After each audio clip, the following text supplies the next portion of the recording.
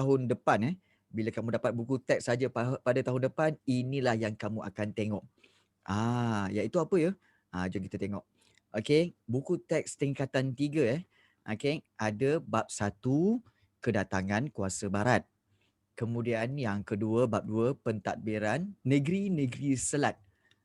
Kemudian bab 3 pentadbiran negeri-negeri Melayu bersekutu. Bab 4 pentadbiran negeri-negeri Melayu tidak bersekutu. Okey. Kemudian bab 5 pentadbiran barat di mana? Di Sarawak dan Sabah. Kemudian yang keenam, kesan pentadbiran barat terhadap ekonomi dan sosial. Maknanya bila dah memerintah, barat memerintah okey di tanah Melayu dan di Sarawak, apa kesan dia? Okey, itu bab 6. Bab 7, adakah orang kita biarkan sahaja barat datang? Tak menentang? Of course lah, mestilah menentang. Jadi bab 7, penentangan masyarakat tempatan terhadap kuasa barat. Kita harus tentang penjajahan ini. Okey, yang ini nanti bab 7 kita belajar tentang Dul Said, kita belajar tentang Datuk Maharaja Lela, Tok Janggut, Mat Saleh. Itu yang kita akan belajar itu semua kawan-kawan cikgu. Cikgu dulu belayar okey, I'm Captain Jack Sparrow kan, belayar naik kapal, jumpa dia orang tu. Okey. Maklumlah kita sama-sama kan penentangan kepada British. Dan bab yang ke-8 okey, kebijaksanaan raja dan pembesar Melayu bagi menangani cabaran barat. Okey, so itu je. Itu je lah. Bermakna sejarah tingkatan 3 hanya 8 bab je. 8 bab, 8 bab. Sikit je. 8 jam. Ya, 8 bab pandai. Okey. Jadi 8 bab, ya, sebenarnya 8 bab ni betul boleh habis dalam 2 bulan je ni sebenarnya. Kalau sepanjang PKP ni kita belajar sampai bulan 2 kan, insya-Allah bulan 2 dah habis dah 8 bab. Dah habis. Kita boleh ulang lagi. Jadi nanti bila kamu masuk sekolah kan, masuk sekolah je kamu tengok, alah cikgu saya dah belajar dah cikgu. Kan? Kawan-kawan tanya, "Uish, biar betul kau." Aku dah belajar dah. Kan? Ini semua senang je ni. Macam ni kau belajar? Kau baca sendiri ke? Tak. Aku masuk kelas sejarah, cikgu Rafi. Jadi orang kata apa? Orang kata apa sekarang? Boleh flex. Flex Oh, boleh flex sikit lah. Flex. Cikgu tak faham apa benda flex tu. Ya, betul. Fariba tulis apa? Kau fikir aku baca buku ke? Tak. Kan? Kalau orang tanya, "Oh, aku dah belajar dah ni semua." Kau baca buku ke? Apa barang baca buku? Cik, apa barang baca buku Aku sebenarnya masuk kelas cikgu Rafi, aku dengar je. Kan? Dengar, buat latihan, faham apa semua. Tak tahu aku tanya. Dah. Jadi nampak, kita belajar sejarah relax-relax, santai-santai. InsyaAllah. Okay. InsyaAllah nanti ada yang bertanya tapi tak apa, nanti cikgu maklumkan. Alright. So, kesimpulannya, bab tingkatan 3 cuma 8 je. Senang ke? Senang. Memang senang. Okay. Cuba tulis ramai-ramai. Okay. Sejarah form 3 senang. Cuba nak tengok ramai-ramai. Boleh tak tulis kat group chat? Okay. Nak tengok. Okay. Kamu tulis je. Sejarah form 3 senang. Cuba tulis. Nak tengok? Jap. Okay, ada Mikael, bagus. Okay, seorang lagi tu. Senang. Banyak pula. Kau suruh cikgu tulis, kau pergi spam buat apa? Belum belajar, dah senang sejarah form 3. Terbaik Adlan. Itu terbaik. Terbaik Putra, Zul Haziq, Anna Zainal, Almi, Ahmad Amjad. Oh, simple je. Easy. Oh, lama. Okay, Airil. Okay, Adam. Sejarah form 3 senang. Terbaik, boh. Terbaik, boh. Itu yang kita mau. Itu yang kita mau. Mantap sejarah form 3. Alright. Kenapa spam? Okay. Itulah dia. Biasalah kan. Baru jumpa group chat. Jadi macam nak tengok lah kan. Boleh spam ke tak? Oh, rupanya boleh. Jangan spam Tak payah tengok dah hafal. Uish. Lain macam tu. Lain macam. Itu lain macam. Belajar dulu. Senang-senang pun kita kena belajar. Alright. So, seperti yang dijanjikan hari ini kita akan belajar bab 1. Ahoy! Okay. Nampak tak? Boleh tak menjiwai watak Jack Sparrow? Boleh Kalau kamu tengok video awal-awal tu tadi kan, yang ada Captain Jack Sparrow tu memang cikgu tu sebenarnya. Memang cikgu. Kan, mula-mula filem tu dia orang ambil cikgu. Sekali dah berlakon pun semua kan, dah habis, dah siap satu filem, rupanya dia orang kata tak jadi lah. Sebab nak kena buat baru balik, ambil Johnny Depp.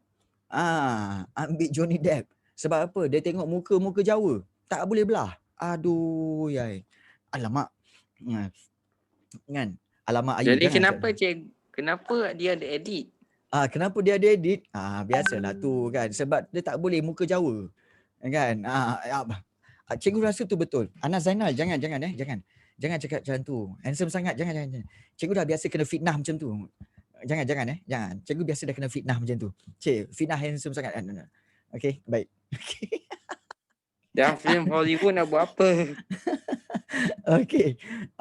Pirate luar negara pun padu juga tahu pasal sejarah Malaysia. Itu terbaik boh. Terbaik. Okay, baik. Pelakon import ya. Okay. So hari ni kita akan lihat bab 1, kedatangan kuasa barat. Okay. Okay. Baik, kita lihat kedatangan kuasa barat. Nampak tak? Ini kalau kamu tengok dalam buku teks lukisan ni memang lukisan pada early modern history daripada Singapura. Dia telah menulis bagaimana kemakmuran perdagangan di Pelabuhan Melaka. Ini sebenarnya di Pelabuhan Melaka punyalah banyak kapal-kapal yang datang berdagang di Melaka. Termasuklah yang penjajah-penjajah ni. Kurang ajar betul. Cikgu ada selisih dulu naik kapal, selisih dengan kapal Portugis. Selisih je. Kan? Tapi cikgu marah juga, dendam juga dengan Portugis ni. Sebab apa? Masa selisih tu dia pergi langgar side mirror. Langgar side mirror kapal. Kapal side mirror. Langgar side mirror pecah. Geram betul, nak claim lah nanti. Kan? Itulah dia sebenarnya. Tak apa cikgu. Guna air je. Okay, baik. Itulah dia sebenarnya. Okay. So, jom kita lihat. Kita lihat ini kemakmuran kegiatan perdagangan di Pelabuhan Melaka. Okay. Sebab blind spot. Okay. Baik. So, kita lihat kestabilan dan kemakmuran negara kita ni kan. Kita stabil, kita kaya, kita mewah, menyebabkan kuasa-kuasa barat semua datang. Semua datang dan banyak sebab mereka datang sebenarnya. Banyak sebab. Jom kita lihat apa sebab-sebab dia nak datang sini. Apa hal sebenarnya? Apa yang best sangat dengan negara kita ni sampai dia sibuk nak datang? Sibuk jelah, kan? Geram. Okay, jom kita tengok. Nampak tak? Serangan penduduk tempatan ke atas kapal British pada tahun 1843 di Sabah. Memang dah ada dah. Serangan-serangan orang tempatan terhadap kapal British. Sebab apa? Sibuk nak ambil kita punya bahan mentah. Sibuk nak kuasai negara kita. Apa? Pergi negara sendiri ya. Jadi serangan penduduk ini menunjukkan apa? Penentangan terhadap penentangan terhadap penjajah. So kita nak lihat sebenarnya apa yang berlaku. Jom. Baik. Pertama-tama sekali kita nak lihat apa tahu? Kestabilan dan kemakmuran negara kita. Sebenarnya bab ini sebenarnya adalah sambungan daripada form 2 dulu. Ingat tak? Masa kamu belajar form 2 ada 10 bab kamu belajar tentang kerajaan alam Melayu. Betul? Betul kan? Kerajaan alam Melayu. Bab 1, 2, 3, 4 kerajaan alam Melayu. Lepas tu bab 5 Kesultanan Melayu Melaka. Bab 6 Johor Riau. Betul? Jadi yang ini adalah sambungan daripada bab-bab tu. TBC lah, TBC. To be continue. Inilah dia. To be continue. Jadi disambung pada bab 1 ini. Okay. So kita lihat di sini. Bila kita lihat, season 3. Betul. Season 3. Okay. Negara kita sebenarnya sebelum kedatangan dia orang lagi, negara kita dah ada sistem pemerintahan dan pentadbiran yang stabil. Dah power dah kita. Sebab apa? Pemerintahan dan pentadbiran ini semua kan hasil kebijaksanaan pemerintah. Kita punya raja-raja lah. Macam mana nak padu sejarah? Senang je Azarif. Okay. Nak padu sejarah, faham cerita. Iaitu contohnya macam apa tahu? Macam mana kamu boleh ingat cerita Avengers Endgame? Sebab kamu tengok daripada awal sampai habis kan. Kemudian kamu faham, oh lepas ini jadi ini, lepas A jadi B, lepas B jadi C, lepas C jadi D kan. Masa terus Jadi jadi Z. kemudian D, lepas tu teruslah E, F, G apa semua. So bila kamu dah faham dia punya flow tu, okay, kamu akan kata, lah ini je ke? Itu je. Saya bab 5 form 2 dulu bukannya ingat pun, but faham je. So it's easy, betul. Faham je. Bila kamu faham dia punya flow kan, kamu akan kata, lah ini ke? Itu je. So tak apa. Kalau kamu tak faham, tak apa. Cikgu akan beri kefahaman. Sebab tu cikgu nak terangkan. Kita akan pergi go slow, relax. Okay, tenang-tenang. Okay, baik. So, kita lihat kestabilan dan kemakmuran negara kita. Sebab negara kita ni, pada awalnya dulu, Kesultanan Melaka Johor Riau memang dah stabil. Memang dah terbaik. Sebab raja-raja dulu memang hebat-hebat. Jadi kemudian kita telah mencapai kemakmuran negeri. Baik. Cikgu nak tanya para pelajar. Okey, apa itu kemakmuran? Banyak kali cikgu tanya. Apa itu kemakmuran? Betul, mewah, kaya. Ya, kaya. Maksudnya apa? Kemakmuran negeri ni sebenarnya kekayaan negeri, kemewahan negeri.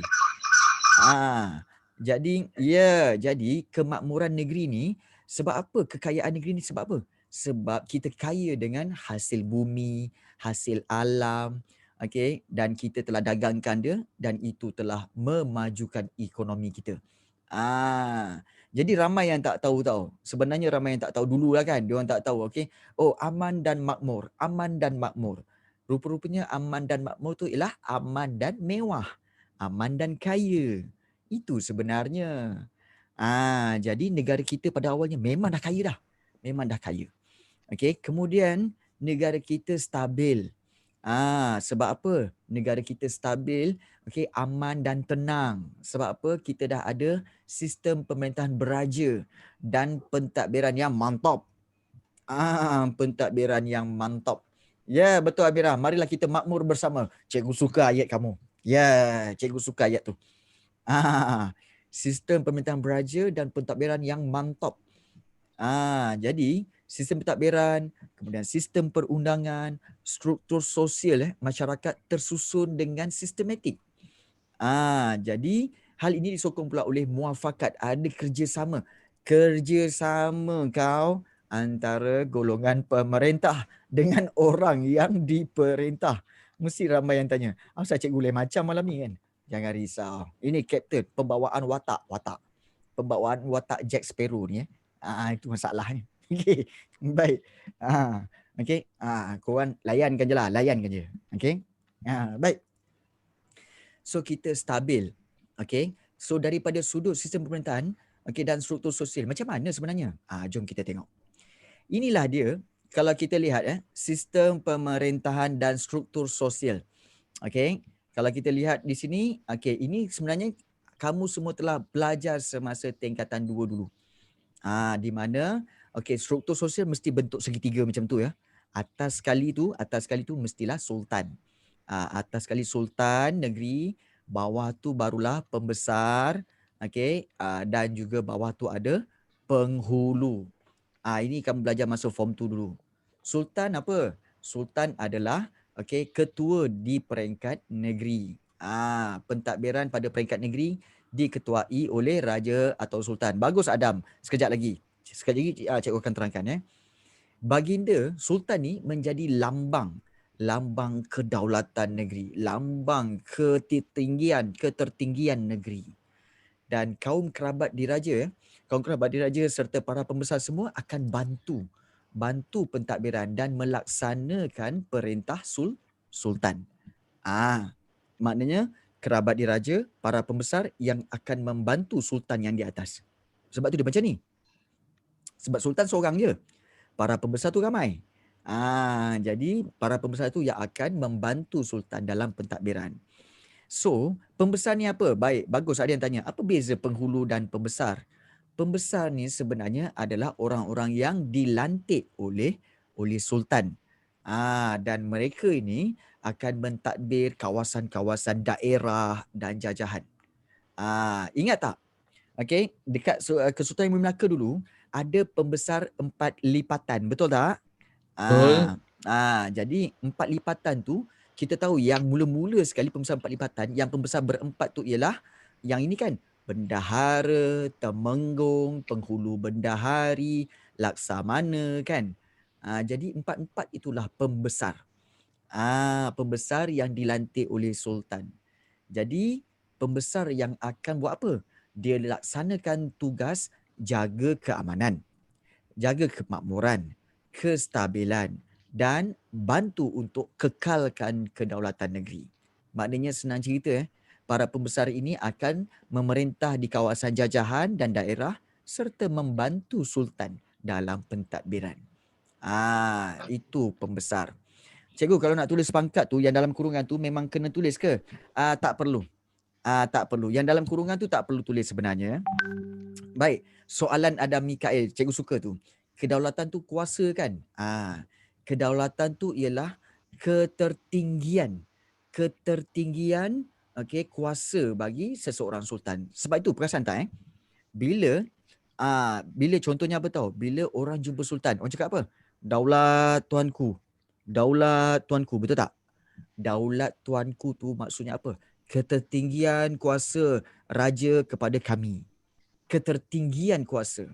Maknanya apa? Tuankulah yang paling berkuasa. Daulat tuanku. Okey, tuanku paling berkuasa dalam kerajaan kami. Itu sebenarnya. Sanjung, ya, kesanjungan, kedaulatan, itulah dia. Ya, betul. Maknanya kedaulatan. Okey, mengakui kuasa raja tu kepada rakyat.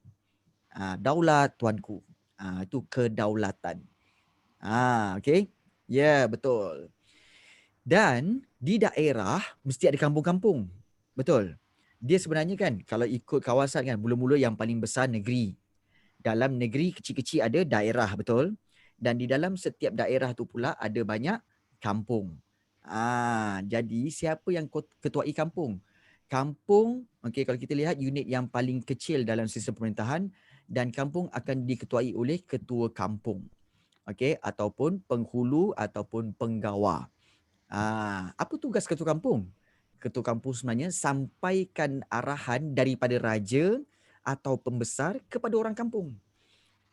Maknanya apa tahu? Sultan bagi arahan kepada pembesar. Pembesar bagi arahan kepada penghulu. Penghulu akan berikan dan maklumkan arahan itu kepada rakyat. Jadi kalau tak ada sultan dan pembesar macam mana? Kalau tak ada sultan dan pembesar tak ada negeri lah. Mana ada orang memerintah? Betul tak? Kalau tak ada sultan, tak ada pembesar, tak ada negeri. Sesebuah negeri dikatakan ada negeri bila ada apa tahu? Ada raja, ada pembesar. Kemudian ada rakyat. Kalau tak ada raja, tak ada pembesar, mana ada negeri? Betul. Jadi tak ada negeri. Itu pada zaman dahululah. Pada zaman dahulu. Jadi cikgu syorkan kamu ingat dia punya bentuk ni sultan, pembesar dan juga penghulu. Okey. Baik. Kalau ada sebarang soalan, boleh terus tulis dalam group chat. Cikgu akan terus jawab. Okey? Cikgu akan terus jawab. Jangan risau. Okey? Soalan-soalan kamu, cikgu akan sentiasa onkan group chat itu. Supaya apa tahu? Apa juga soalan, cikgu akan jawab. Okey? So, jangan malu, jangan segan. Tanya je. Jangan biarkan diri anda diselubungi misteri. Okey? Baik. Okey. Ya, segitiga ni lebih kurang kepada struktur sosial. Penghulu moden panggil apa? Okey, kita sekarang dah tak ada penghulu. Okey, kita sekarang dipanggil ketua ataupun kita kata sebagai pegawai daerah lah. Pegawai daerah. Kemudian kalau di kampung-kampung adalah penghulu. Okey, kalau di bandar mana ada kampung? Dia jadi mungkin wakil ataupun wakil rakyat lah. Sekarang ni dipanggil wakil rakyat. Okey, Shah Alam ada kampung. Pegawai daerah uruskan daerah lah. Uruskan pentadbiran di daerah. Berkaitan tanah, berkaitan dengan air, berkaitan dengan saliran ke apa ke. Itu tugas-tugas dia. Baik. Mukim. Dia macam ni. Bagus tu. Okey, mukim tu apa? Baik, dia macam ni. Ni negeri. Okey, sebuah negeri yang besar. Okey, negeri besar. Kemudian di dalam negeri tu ada daerah-daerah. Okey. Okey, ada daerah-daerah. Dalam daerah tu ada mukim. Mungkin ada 1, 2, 3 mukim. Di dalam mukim itulah ada kampung-kampung. So kampung-kampung, banyak kampung membentuk mukim. Banyak mukim membentuk daerah. Banyak daerah membentuk negeri. Nampak tak? Jadi itu sebenarnya. Bagus ada yang tanya mukim tu apa. Mukim tu adalah gabungan banyak kampung dalam satu mukim. Okay. Itu perbezaan dia. Okay. Ini sistem pada zaman dahulu. Pada zaman dahulu. Zaman sekarang lagi ke mukim? Ada. Okay. Macam siapa ingat tentang kes COVID-19 yang banyak berlaku di Selangor? Yang banyak berlaku di Selangor, berlaku di mana? Di Mukim Kapar. Mukim Kapar di kawasan Kapar lah. Mukim Kapar tu banyak kampung tak? Banyak. Banyak kampung, banyak taman. Itu mukim lah tu. Mukim Kapar. Jadi itulah dia contoh mukim sebenarnya. Okay. Baik. Bagus soalan tu. So kita pergi seterusnya kepada, okay, inilah dia. Semua negeri, okey, cikgu nak maklumkan semua negeri di tanah Melayu, semua guna sistem ini Sultan, Pembesar, Penghulu, kecuali Negeri Sembilan. Kecuali Negeri Sembilan. Sebab apa? Negeri Sembilan dia akan guna yang ini. Dia guna ini. Ini kamu belajar masa form 2. Ingat lagi tak? Okey, adat perpatih kan? Iaitu anak buah dan ibu sokong akan beramai-ramai memilih buapak. Buapak beramai-ramai memilih lembaga. Lembaga beramai-ramai memilih undang. So ada 4 orang undang. 4 orang undang itu akan memilih seorang untuk jadi Yang Tuan Besar.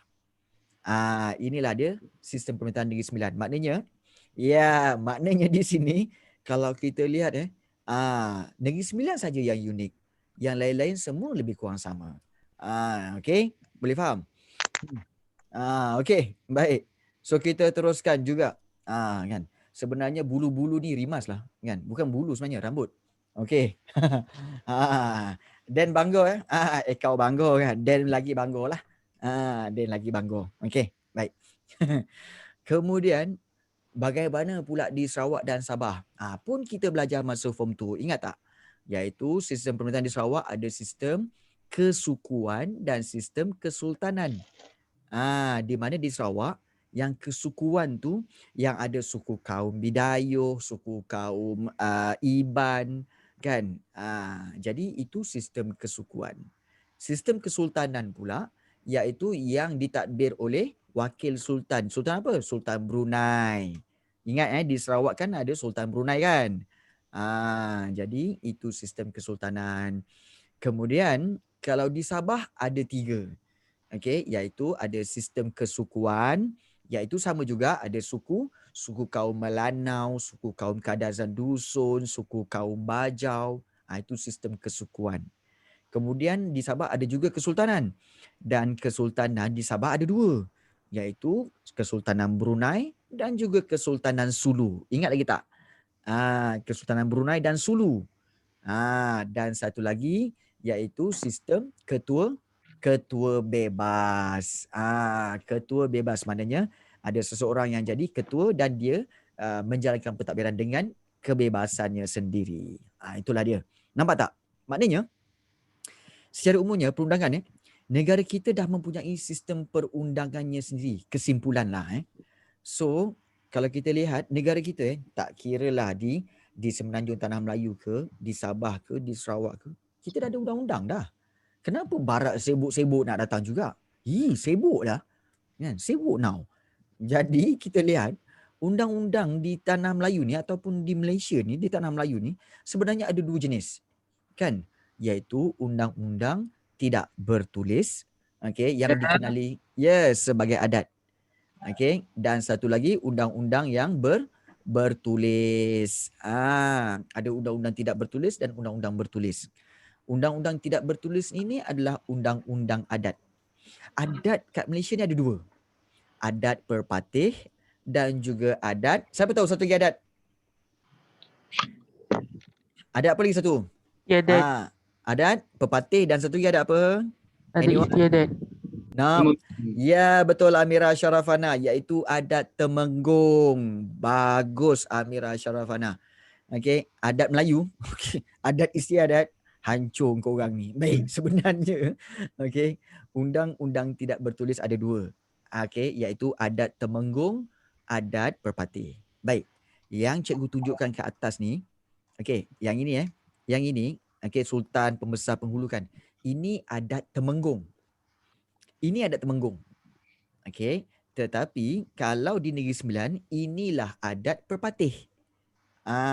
Iaitu undang-undang tidak bertulis. Hanya Negeri Sembilan saja yang amalkan adat Perpatih. Negeri lain semua pakai adat Temenggung. Adat Temenggung. Adat Temenggung. Nampak? Kan? Mulalah Jack Sparrow ni dah masuk dah ni. Okey, baik. Kemudian kita ada undang-undang bertulis. Undang-undang bertulis maknanya apa? Undang-undang yang ada dia punya buku dia, ada dia punya kitab dia. Ada kitab dia. Iaitu undang-undang apa? Hukum Kanun Melaka yang diamalkan di Melaka. Ingat lagi kan bab 5? Okey, bab 5 form 2 kan? Hukum Kanun Melaka, Hukum Kanun Pahang, Undang-Undang 99 Perak. Ini undang-undang yang bertulis. Jadi ada dua jenis undang-undang undang-undang tidak bertulis dan undang-undang bertulis. Right. Kemudian di Sarawak dan Sabah pula, okey, peraturan hidup dan undang-undang berdasarkan hukum adat. Ini pun sama kat sana. Ada hukum adat yang diamalkan secara tradisi serta turun-temurun melalui kepercayaan suku masing-masing. Maksudnya apa? Okey, maksudnya okey, orang Iban ada hukum adat dia.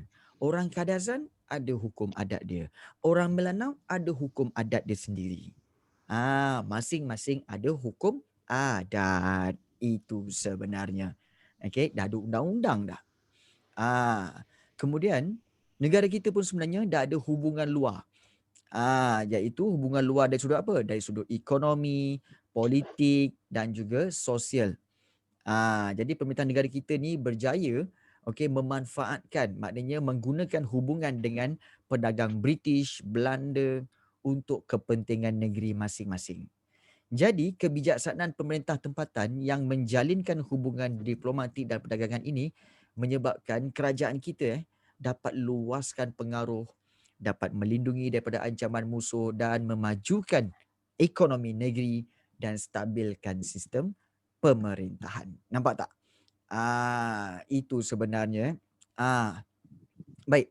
So, secara umumnya bermakna kita dah ada undang-undang, kita dah ada pemerintahan pemerintahan kita dah ada, kita pun dah ada undang-undang, undang-undang bertulis, undang-undang tak bertulis. Jadi, kita dah ada tamadun. Kenapa barat sibuk-sibuk nak masuk juga, nak take over negara kita? Kenapa nak jajah? Itu yang menjadi persoalan yang kita nak bincangkan pada malam ini. Right. Okey, ada apa-apa soalan? Kalau tak ada apa-apa soalan, kita nak tengok kepada kemakmuran negeri. Belanda kat mana? Bagus soalan Kaisara. Belanda tu, best, bagus juga soalan kamu ni. Belanda tu sebenarnya adalah sekarang ni dipanggil Netherlands. Netherlands dan juga kadang-kadang dipanggil Holland. Nampak? Cikgu pernah pergi sana, naik kapal lah. Kapal cikgu kan, The Black Pearl. The Black Pearl, kita orang dah pergi sana dah, ronda-ronda sana. Masa tu pergi nak cari aiskrim je. Nak cari aiskrim sampai ke Holland. Punyalah jauh kan. Bawang Holland. Ya. Ya, Netherlands ban trading. Ya. Cikgu paling suka soalan ni, Amira. Ada kawan kamu, okay, I heard Netherlands ban trading. Ya, mungkin kerana COVID. Mungkin kerana COVID. Baik, Amira Syarafana tanya apa tahu? Cikgu, apa kena mengena durian Belanda dengan Belanda? The best soalan tu. Okay, baik. Ni cikgu terangkan. Kamu tahu tak? Dalam barang-barang Melayu, dalam barang-barang Melayu, ada nama Belanda. Contohnya apa? Durian Belanda, kemudian juga ada ayam Belanda, kemudian ada paku Belanda. Kamu tahu tak sebenarnya kenapa dia orang letakkan nama-nama Belanda ni Ha, ni. Tak tahu kan? Tak tahu ke tahu? Tahu ke tak tahu? Trademark? No. No. Okey, tak. Okey, meh cikgu cerita. Okey. So sebenarnya begini. Ingat tak dulu Brunei tu Brunei lah sekarang kan Sarah. Brunei tu Brunei lah sekarang yang dekat-dekat dengan Sabah Sarawak tu. Yang kecil tu kan. Okey. Sebenarnya begini. Okey, sebenarnya pada zaman dahulu ingat tak pada 1511 Portugis telah mengalahkan Melaka, betul? 1511 telah mengalahkan Melaka. Okey, kemudian Belanda juga ada. Belanda telah berdagang dan bekerjasama dengan Johor. Ini ingat tak yang kerajaan Johor Riau? Kerajaan Johor Riau telah bekerjasama dengan Belanda untuk mengalahkan Portugis di Melaka, betul? Okey, bila dah kalah Portugis, siapa yang take over Melaka? Belanda.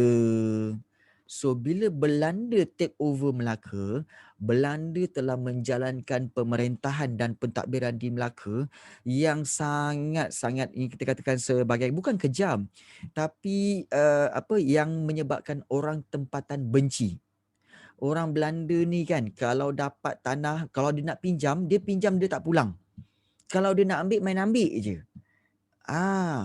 Main ambil je. Orang Melaka dulu, kalau kamu nak tahu ini memang cikgu buat kajian daripada buku-buku tentang sejarah Melaka. Sebenarnya Melaka dulu, orang-orang Melaka sangat berbudi bahasa. Sangat berbudi bahasa. Kemudian bila dia cakap, mesti berpantun. Cakap tu mesti berpantun. Kan? Gendang gendut tali kecapi, kenyang perut suka hati.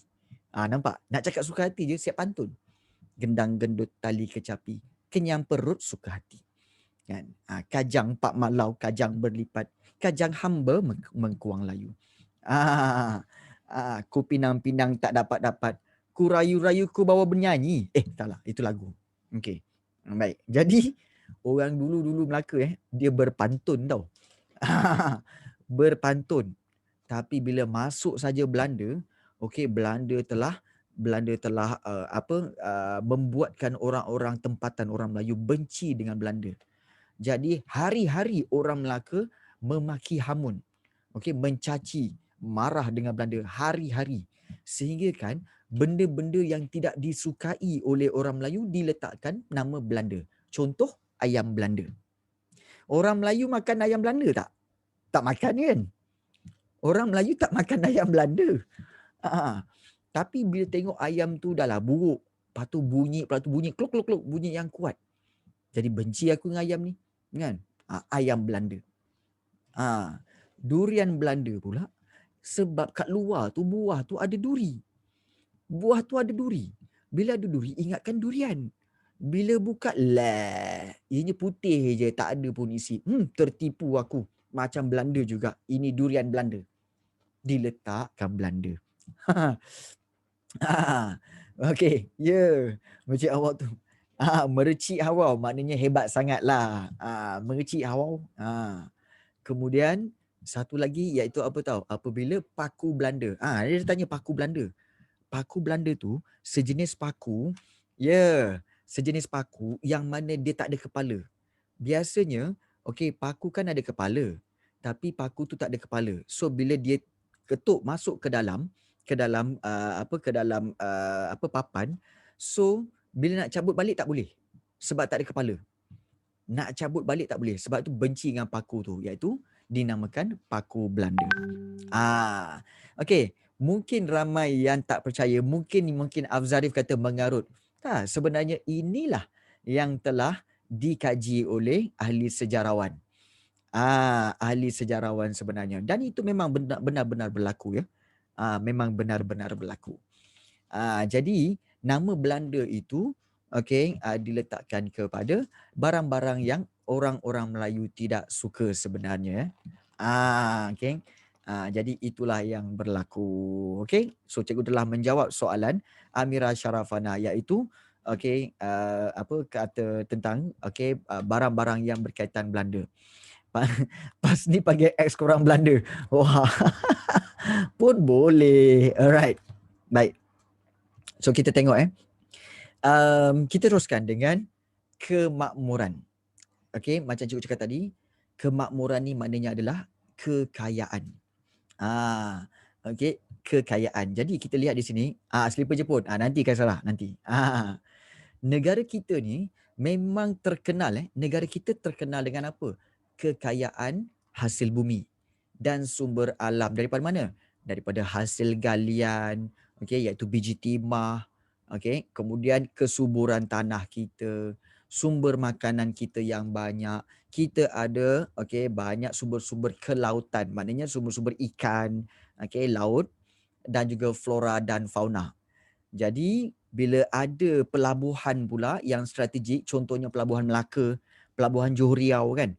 Jadi ini menyebabkan semua barang-barang ini boleh didagangkan ke seluruh dunia. Jadi ini menyebabkan negara kita mencapai kemuncak kemakmuran. Maknanya kemuncak kekayaan. Kita kaya dengan apa sebenarnya? Jom kita tengok. Hasil bumi kita dulu negara kita kaya tau. Dengan apa? Biji timah, kita ada emas, kita ada perak. Malah kegiatan melombong biji timah dan emas ini dijalankan oleh masyarakat tempatan je. Mereka guna kaedah apa? Kaedah mendulang dan melampan. Kalau kamu tengok ni, inilah ada kaedah mendulang. Dia guna dulang, okey, dia masukkan dalam air tu, kemudian pasir, kemudian dia hayak macam tu sampailah tinggal emas, tinggal biji timah. Tu dia, tu gambar tu. Kegiatan mendulang tu. Mendulang ni dilakukan di kawasan tebing-tebing sungai. Sebab biji timah tu memang banyak di lembah sungai. Biji timah. Kemudian negara kita pula memang kaya dengan sumber-sumber hasil hutan seperti rempah-rempah ratus. Apa itu rempah ratus? Okey, contohnya lada hitam, gambir, kemudian juga jintan manis, jintan putih dan macam-macam untuk masakan tu. Untuk masakan tu kan, itu rempah ratus. Kita banyak. Kemudian kita ada damar, kita ada rotan. Ini mengutip hasil hutan lah ni. Jadi untuk ambil rotan kat sini. Hutan rimba di negeri-negeri Melayu Sabah Sarawak ni terkenal dengan hasil hutan seperti kayu kayan. Kita banyak kayu-kayu balak. Kita banyak kapur barus, rotan, damar, getah jelutong, kayu gaharu dan cendana. Okey, ingat lagi tak? Ini kan banyak keluar dekat form 2 hari tu kan. Apa kegunaan kayu gaharu dan kayu cendana? Siapa jawab yang mula-mula, cikgu akan bagi hadiah misteri. Okey. Iskandar pewangi. Okey.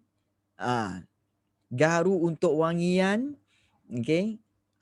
Nabil Hadif kata gaharu untuk wangian. Betul ke? Betul ke? Okey. Ubat untuk masak. Okey. Gaharu dan cendana sebenarnya adalah untuk buat minyak wangi. Betul Iskandar dan Nabil Hadif. Okey. Jadi cikgu bagi, inilah dia. Ambil lah ni. Okey, ambil lah ni hadiahnya. Untuk Nabil Hadif dan juga Iskandar. Nah. Okey. Okey. Jadi untuk perumpamaan kan, sudah gaharu cendana pula kan.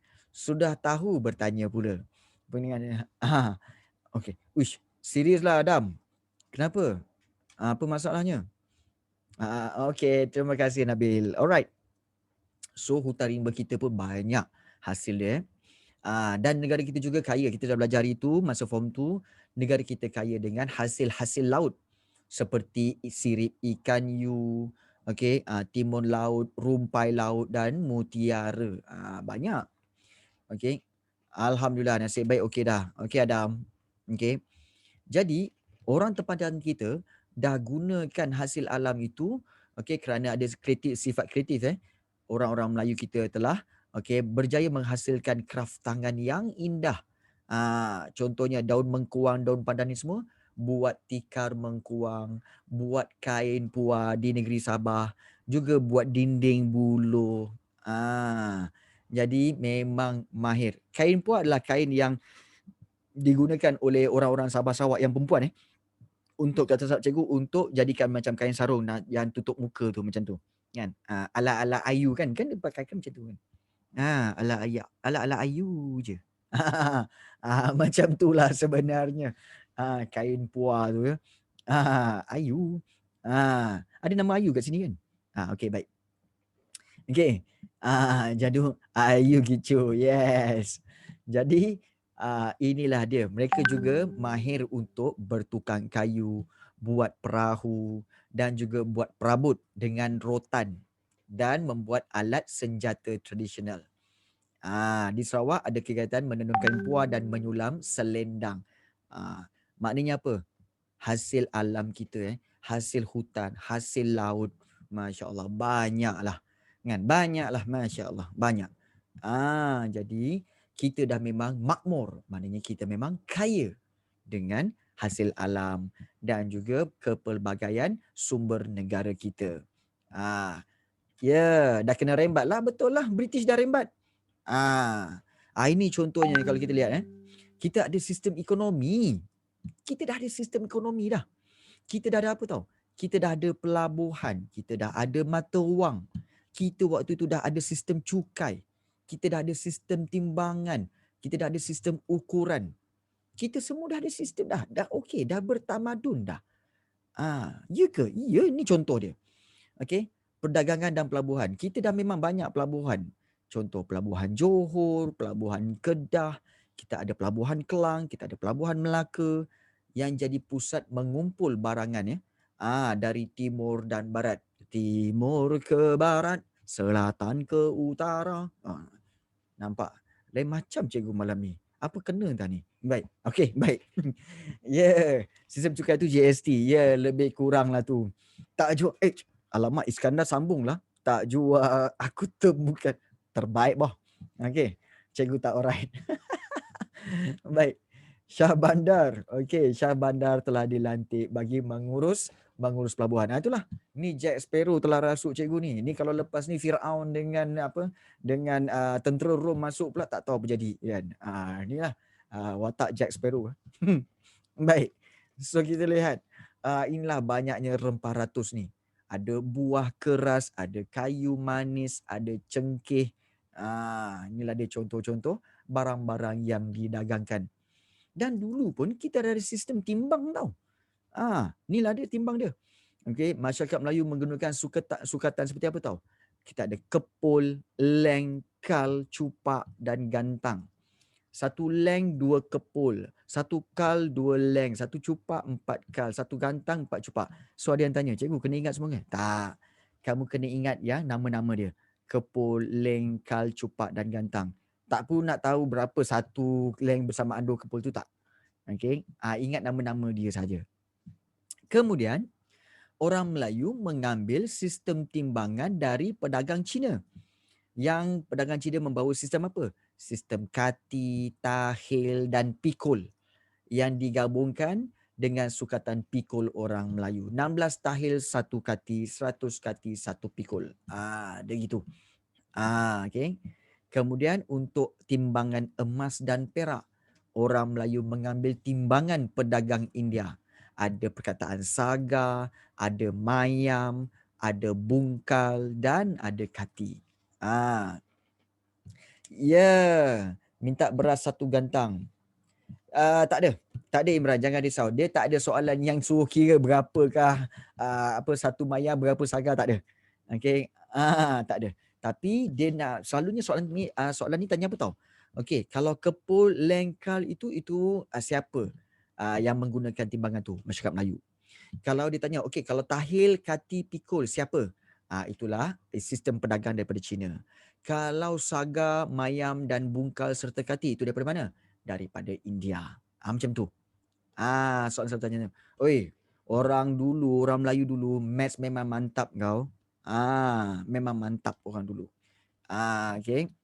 Jadi, bila British sampai ke alam Melayu, barulah ada timbangan-timbangan baru seperti ounce, pound, tan dan juga gallon lah.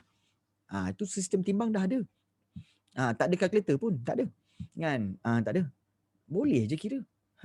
Hebat. Kemudian kita dah ada mata wang. Pada mula-mulanya orang dulu-dulu, orang Melayu dulu, dia berdagang guna sistem barter. Kita tahu sistem barter kan?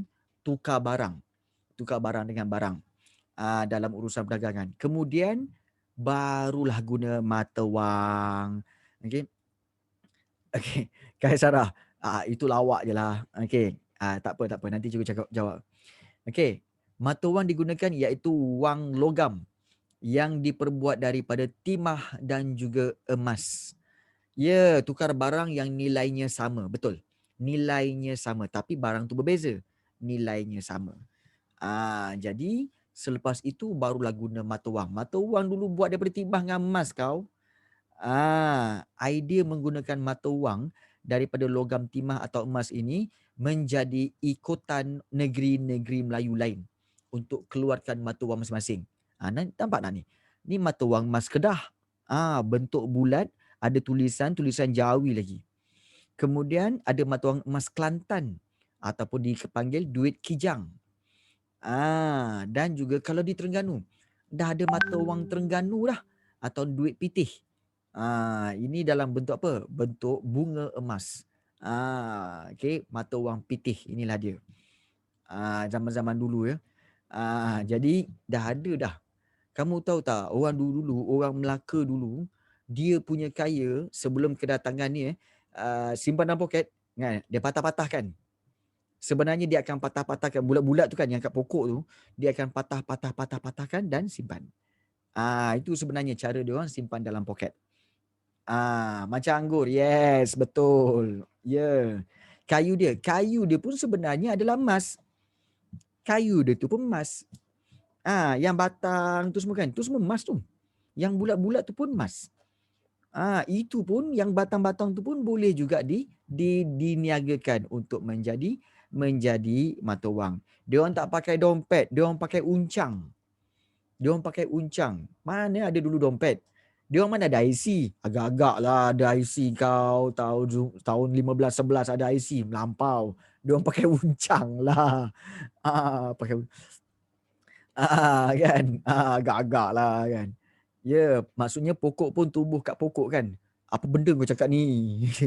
Okey. Pokok memang tumbuh kat pokok. Aduh yai. Okey. Ya, betul Anas.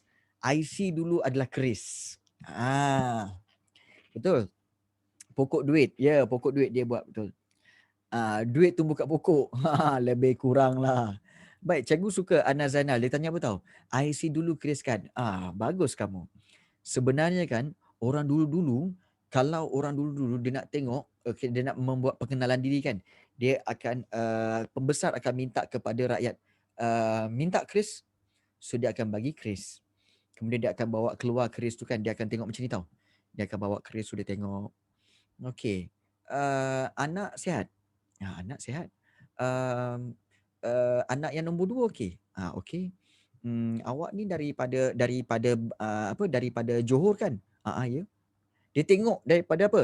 Daripada keris saja. Itu orang zaman dulu.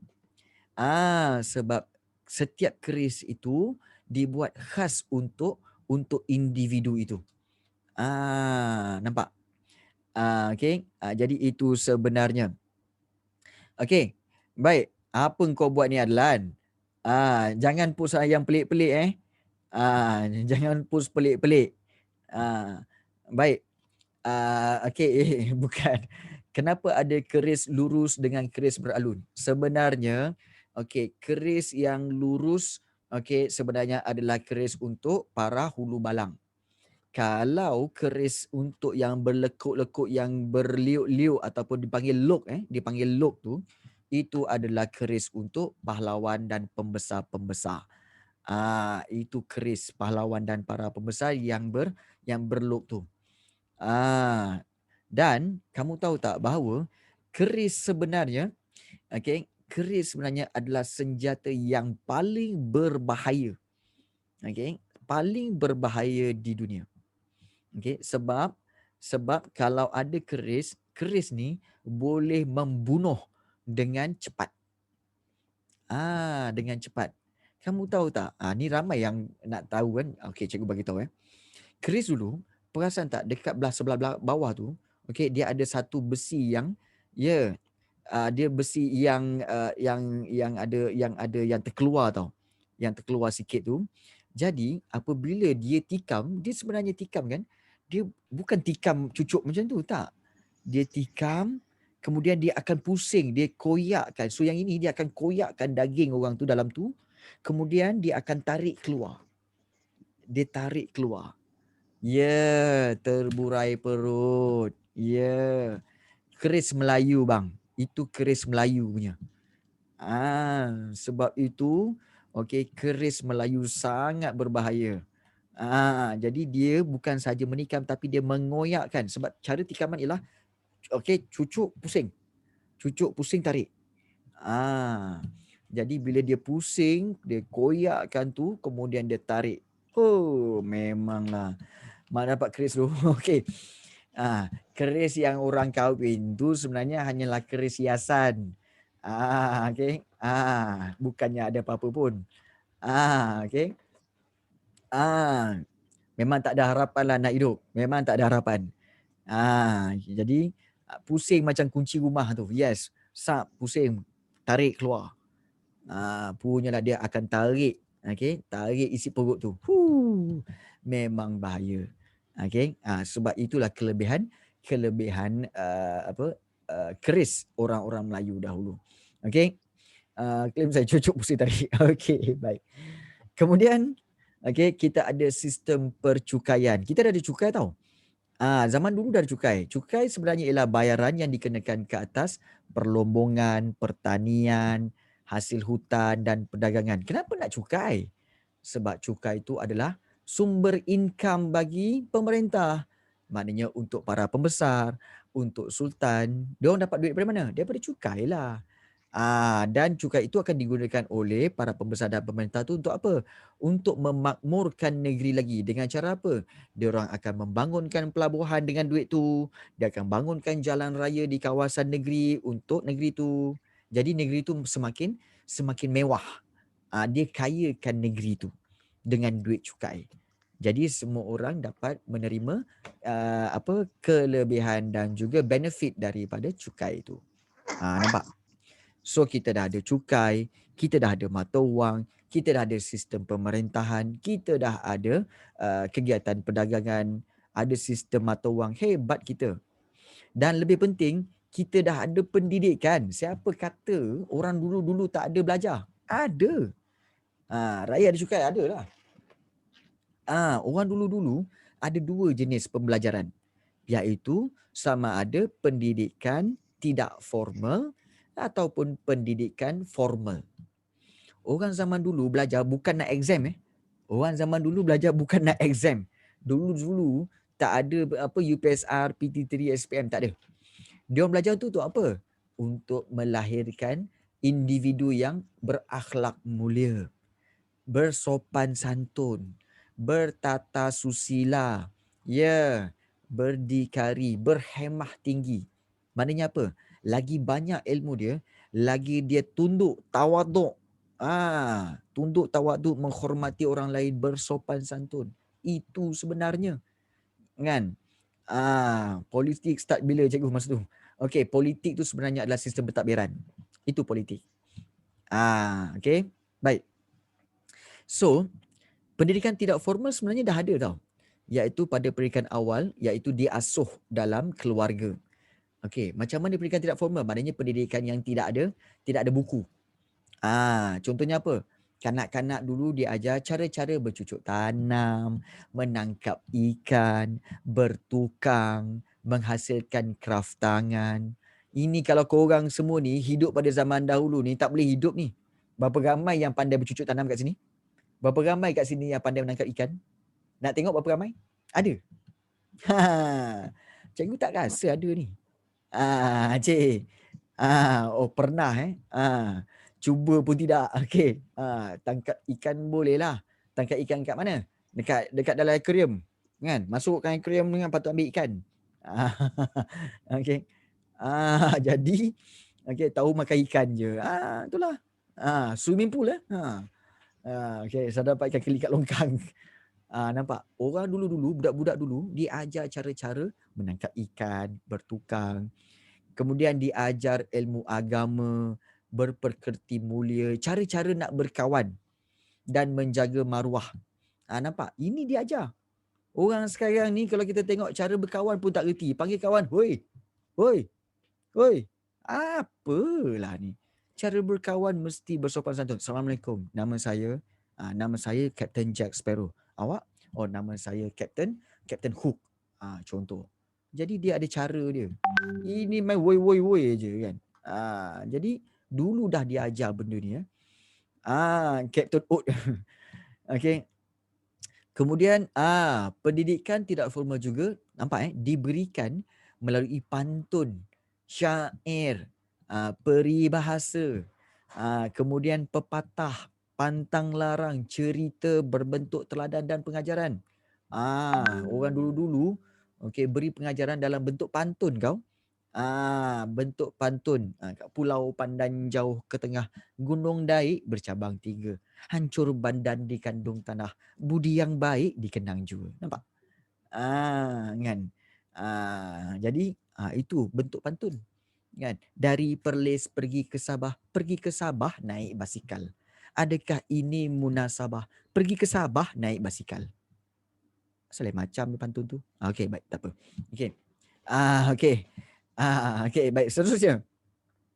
Cerita rakyat yang diajarkan antara cerita rakyat itu seperti si tanggang anak derhaka yang mendidik anak supaya apa tahu?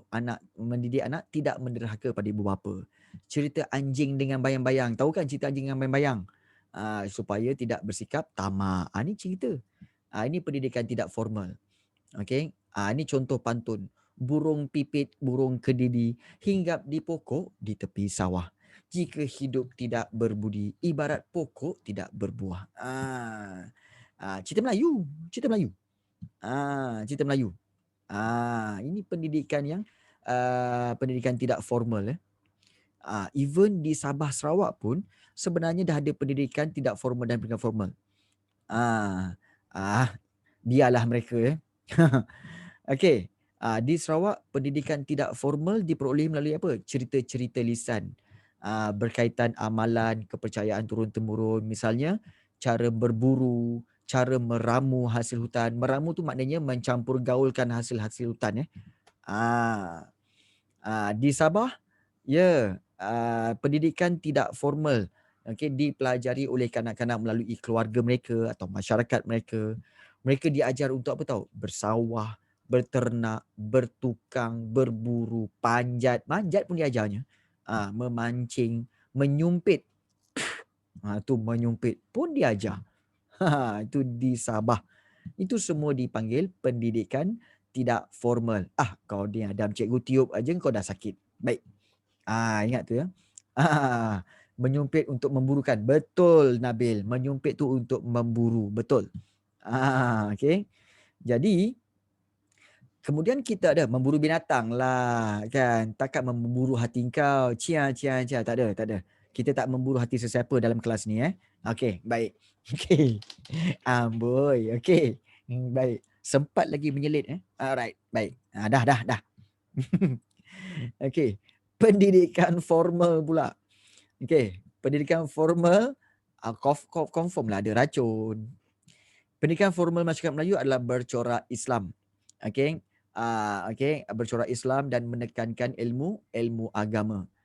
Biasanya kalau formal ni maknanya secara rasmi tau. Belajar dekat mana? Kat istana, kat masjid dan surau. Kemudian pendidikan di pondok, di madrasah. Jadi pendidikan formal ni macam mana tau? Dia belajar tentang pentadbiran negara. Kalau kat istana, belajarlah tentang pentadbiran negara kan? Belajar dengan bendahara, belajar dengan temenggung, belajar dengan laksmana, belajar dengan penghulu bendahari, belajar tentang sistem politik. Kalau masjid dan surau, belajarlah cara bacaan dalam solat dan tajwid kan. Hayya 'alas solah. Nampak? Jadi belajarlah cara-cara mempelajari hadis, fiqh dan usuluddin. Najib belajar kat sana ke? Najib bukan orang istana. Okey, Najib bukan orang istana Najib jangan salah faham. Najib bukan orang istana, bukan tengku-tengku, bukan raja Jangan salah faham. Okey. Ya, Jack Sparrow ni sebenarnya dah lama dah Islam dia. Okey, baik. Pendidikan pondok. Mata pelajaran dia ajar ialah Al-Quran. Alah, sekolah pondok belajar Quran, ilmu hadis, bahasa Arab dah. Kemudian ada madrasah. Madrasah ni sebenarnya sekolah. Sebenarnya sekolah. Ada silibus, sukatan pelajaran, dilaksanakan secara kelas. Ada kelas ada tahap permulaan. Betul-betul pondok. Memang betul-betul pondok. Zaman dulu memang dibuat pendidikan dalam bentuk pondok. Memang dia belajar dekat pondok, tempat tinggal dia pun di dalam pondok-pondok tu. Belajar tentang hafaz Quran semua. Memang betul-betul pondok zaman dulu. Kemudian ada mudir. Mudir ni guru besar.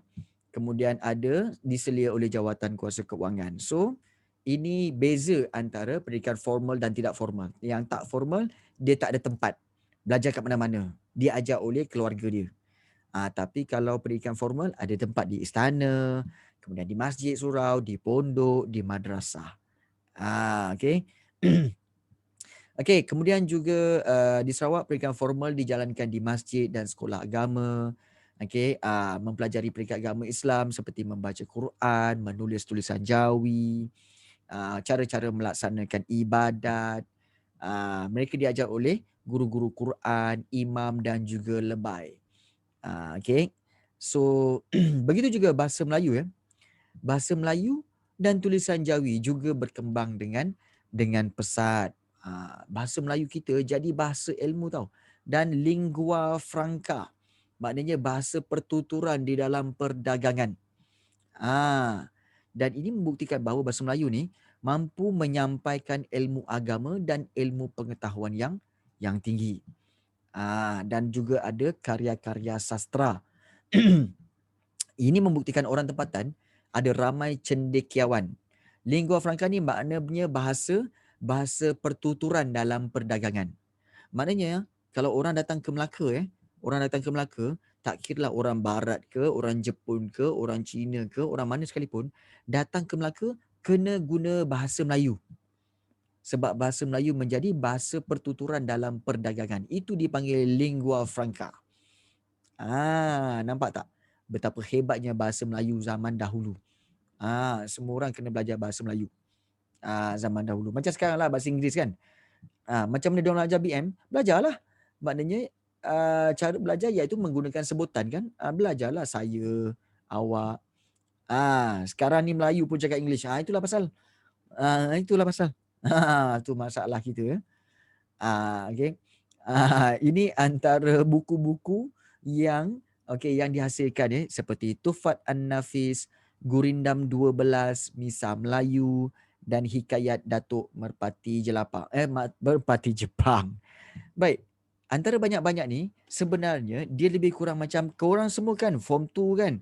Form 2 bukan ada antologi ke? Antologi Komsas, betul tak? Antologi Komsas tu kan dia ada puisi tradisional, kemudian dia ada tentang tentang cerita-cerita klasik, cerita-cerita tradisional kan. Puisi tradisional, sajak semua kan. Itu semua adalah kesusasteraan lah. Daripada zaman dulu dah ada. Puisi tradisional, kemudian cerpen tradisional. Itu semua adalah sastra daripada zaman dahulu. Maknanya orang dulu memang hebat. Cuma kamu tak faham. Sebab dia bermula dengan apa? Contoh macam ayat apa tau? Arakian maka tersebutlah kisah Dewata Raya telah turun ke bumi lalu menjemput adindanya iaitu so macam-macam lah penggunaan bahasa yang kamu kata apa benda dia cerita ni. Betul kan? Jadi sebenarnya itulah Komsas, komponen sastra. Itu sastra Melayu dulu ya. Jadi kamu pun belajar. Nanti form 3 pun ada juga Komsas. Okay. Baik. So hari ni kita belajar 1.1 dulu. Maknanya itulah kesimpulannya. Maknanya apa tahu? Maknanya bahawa negara kita memang dah ada semua. Kita dah ada pendidikan, kita dah ada perdagangan, kita dah ada sistem pemerintahan, kita dah ada mata wang, kita dah ada sistem timbang, kita dah ada cukai, semua dah ada. Maknanya kita dah maju. Kenapa duk sibuk British datang, Okay, Barat datang ke sini untuk take over. Yeah, we got everything. Kenapa dia orang nak juga? Apa hal? Kau apa hal? Ish, gaduh juga kau ni. Geram pula dia. Okay. Okay. Geram geram. Kan? Ni geram. Kan? Sibuk. Kan? Rambut panjang. Okay. Baik. Jadi geram sangatlah kan. Jadi itulah sebenarnya yang kita belajar tentang kedatangan kuasa Barat pada peringkat awal, apa yang berlaku di negara kita. Okey, baik. Ada sebarang soalan untuk ditanyakan tak? Nak tanya apa-apa tak? Sebelum kita pergi ke bahagian yang seterusnya. Ada nak tanya apa-apa tak? We got everything. Tak ada. Okey. Yang lain-lain ada soalan tak? Tak ada soalan. Soalan pun tak ada. Kalau tak ada soalan, so hari ini kita akan okey. Captain Jack Sparrow. Okey. Captain Jack Sparrow umur berapa? Captain Jack Sparrow umur berapa? Captain Jack Sparrow sebenarnya berumur 19 tahun. Jangan bagi tahu orang 19 tahun. Okey, baik. Okey, baik. Okey, baik. Cikgu, okey, kita akan bertukar mod sebentar lagi. Okey, cikgu nak bawa kamu semua berlayar. Okey, cikgu nak bawa kamu semua berlayar dulu, boleh tak? Cikgu nak bawa kamu semua berlayar. Untuk ke mana? Korang nak ikut tak? Kita tukar mod. Sekarang kita berada dalam mod kapal terbang cikgu lah. Captain Jack Sparrow kan. Kita tinggalkan dulu kita punya kapal. Okay, Black Pearl kita tinggalkan dulu. Sekarang kita naik kapal terbang. Jom kita pergi kepada Captain Jack Sparrow Airline. Yeah. Okay, zaman dah moden kan. Takkanlah naik kapal lagi, lambat. Jom kita naik. Ada first class tak cikgu? Oh, ada. Ada. Kan? Ada first class. Ambil. Satu bilik first class. Silakan. Nak ambil, silakan. Okey. Okey. So kita ada berapa orang ni? 43 orang untuk cikgu bawa terbang. Berat ni. Mau sengit sebelah. Okey. Siapa-siapa yang berat sila ambil laluan kiri. Sila ambil tempat duduk kiri. Siapa yang ringan ambil kanan. Tak boleh. Nanti kan sengit. Okey. Sila betulkan tempat duduk anda ya. Okey. Baik. Jom kita lihat. Okey, sekarang kita berada di di mana ni? Oh, sebenarnya kita berada di sebenarnya kita berada tadi di sebuah negara yang paling panjang talinya, iaitu Itali. Okey, Itali adalah tali yang paling panjang. Itali. Sekarang kita berada di Europe. So di Europe ni kita nak tengok, okey, inilah dia kuasa-kuasa Barat yang telah menjajah negara kita, iaitu Portugal. Memanglah orang kata, bukan Portugis ke? Portugis tu orang dia. Portugal tu negaranya. Okey. Jadi inilah dia, Portugal, CR7 Ya, betul. Okey, betul CR7. Okey, Cristiano Ronaldo. Ini di Portugal. Okey, ada Porto, okey, ada Lisbon. Ini di kawasan Portugal. Memang Portugal rupanya adalah kawasan di tepi pantai yang rupanya banyak yang memudahkan mereka untuk menjelajah ke negara kita. Tetapi yang paling penting ialah apa? Kita nak tengok yang mana tadi? Belanda. Kan Belanda tadi kan? Kita nak tengok Belanda. Belanda tu adalah sekarang ni dipanggil Netherlands. So inilah dia Netherlands. Betul, memang jauh. Kamu tahu tak perjalanan naik kapal daripada negara diorang sampai ke negara kita iaitu mencecah 12,000 kilometer. 12,000 kilometer Diorang datang naik kapal. Naik kapal berbulan-bulan baru sampai ke negara kita. Berapa jam? Berbulan-bulan pandai. Rajin now datang negara kita. Itulah pasal. Kan? Bayangkan punyalah jauh. Ni satu lagi sebelah kiri ni. Ni England. United Kingdom. Inilah dia satu lagi negara. Satu lagi negara penjajah. British. British daripada sinilah, United Kingdom. Tapi kita nak tengok hari ni Belanda ataupun dipanggil Netherlands. Sebenarnya Netherlands ni sebenarnya adalah sebuah negara yang mana apa tahu? sebuah negara yang berada di bawah paras laut. Diorang ni kalau tak ada empangan, memang diorang ni sebenarnya adalah negara yang dah tenggelam. Sebab diorang ni negara di bawah paras laut sebenarnya. Bila-bila masa mereka akan ditenggelami bila paras laut naik. Air laut naik. Jadi kalau kita lihat di sini, nampak tak? Ini contoh-contoh kawasan-kawasan pelabuhan di Amsterdam semua kan.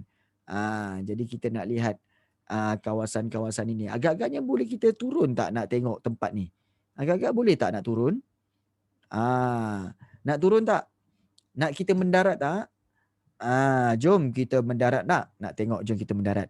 Agak-agaknya boleh tak kita mendarat? Okey, jom kita mendarat. Apa yang ada di sana? Sedia. Pegang. Takut jatuh. Pegang. Bayangkan. Kita sekarang berada di tepi pantai dia. Pantai dia batu warna hitam. Lain macam batu dia. Okey. Inilah dia punya. Okey, nampak tak tu? Negara ni kalau kita lihat, dia terkenal dengan kincir angin. Kincir angin. Kincir angin ni untuk apa tahu? Untuk menjana kuasa elektrik. Itu yang banyak tu kalau kamu tengok tiang-tiang tu kan. Itu sebenarnya untuk menjana kuasa elektrik tahu. Menjana kuasa elektrik. Jadi diorang pakai angin daripada tu. Jadi itulah dia. Okey, diorang pakai kincir angin. Ni makcik, ni ada orang budak-budak ni tanya makcik nak pergi mana? Hilang dah makcik tu. Makcik tu dah hilang tapi mana? Okey, sudah. Sekejap ada, sekejap tak ada. Kan? Seram pula rasanya. Tak perlu seram. Captain Jack Sparrow, mana boleh seram? Kan? Captain Jack Sparrow kot. Okey. Ada balik. Nampak? Sekejap ada, sekejap tak ada. Macam biskut. Jadi kita tengok ke depan. Masa dia berlainan. Jom kita ke depan lagi kita tengok. Alamak. Hello. Kan? Orang Belanda. Hello. Afghan. Faham tak ni? Dia tak fahamnya. Cikgu cakap Belanda. Afghan ya Afghan. Tak faham juga. Okey. Itu Arab okey. Mungkin. Gong. Apa dah bahasa gong ni? Aira punya bahasa lagi hebat. Lagi langsung tak boleh baca. Jack Sparrow's lost grandfather. Ya. Okey. Baik, Maira. Okey. Baik. So kita lihat di sini. Inilah dia, nampak tak? Negara-negara yang ada kincir angin. Itulah dia, negara Belanda atau dipanggil Netherlands. Netherlands hebat Netherlands ni. Jadi itulah dia. Merah tu apa? Merah tu apa kan? Merah kan dia punya tempat ni. Untuk letakkan dia punya penanda laut supaya tidak melanggar kawasan tu.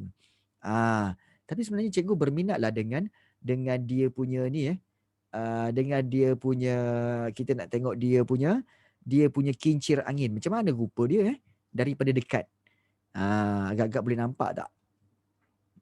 Agak-agak boleh nampak tak kincir angin? Alah, tak nampak lah. Dilindungi oleh tu. Ada. Ni dia. Besar kincir angin dia. Macam kapal terbang. Macam kapal terbang. Tinggi now. Tinggi now. Kan? Macam kapal terbang ni. Awak lah buat besar-besar sangat ni. Kan? Jadi gitulah dia. Ada lagi sebelah sana. Memang tinggi-tinggi. Ada lagi sebelah sana. Inilah semua kincir angin untuk apa? Ni kalau langgar putus kepala, siapa suruh langgar? Jangan pi langgar dia. Kan? Jangan pi langgar. Nice weather. Yes, betul Nabil. Kalau kita lihat, cuaca dia memang sangat menarik lah. Cuaca dia cantik. Nampak macam berangin, nampak macam bestnya. Macam bersih je kan. So nampak tak? Ini kawasan-kawasan OOTD. Okey. Siapa nak OOTD silakan. Ni kadang-kadang ada pelajar dia kata dia nak ambil apa? Nak ambil gambar cikgu, nak screenshot gambar cikgu mengajar pakai ni. Silakan, kalau nak buat silakan. Okey. Silakan. Ah, silakan Okey. Kemudian post lah kat FB ke kat apa kan. Korang cakap lah ni Captain Jack Sparrow mengajar sejarah. Ikut korang lah. Okey. Buat stiker sudah. Kan. Korang ni mandai tak pasal-pasal aku dapat. Okey. Okey. Baik. Itulah dia. Belanda kat IG Auto Famous silakan. Buktikan betul ke boleh jadi auto famous. Cikgu tak rasa ianya jadi auto famous okey. Okey. Baik. Itulah dia negara-negara yang sempat kita lawati, iaitu negara penjajah ni. Belanda, Portugal dan juga British, iaitu di United Kingdom. Okey. Baik. So, itulah sahaja kelas kita pada hari ini. Oh ya. Kan. Okey. So kelas kita pada hari ini, maka dengan itu kita akan sambung lagi kelas kita. Okey. Flip lagi kita sambung lagi pada hari Sabtu. Hari Sabtu siapa pula? Hari Sabtu anda nantikan kita nantikan siapa ni? Julius Caesar. Okay, Julius Caesar akan datang pada hari Sabtu untuk mengajar kamu. Okay, so kita jumpa lagi pada hari Sabtu.